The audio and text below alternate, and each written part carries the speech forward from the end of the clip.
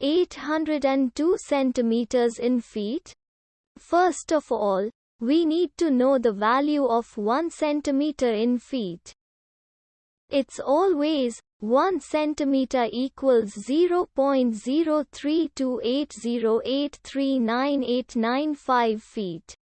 Now we have to multiply 0.03280839895 by 802.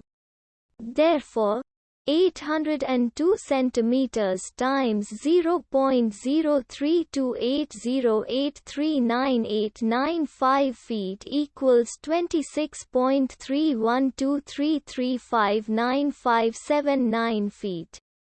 So, in other words, 802 centimeters equals 26.3123359579 feet.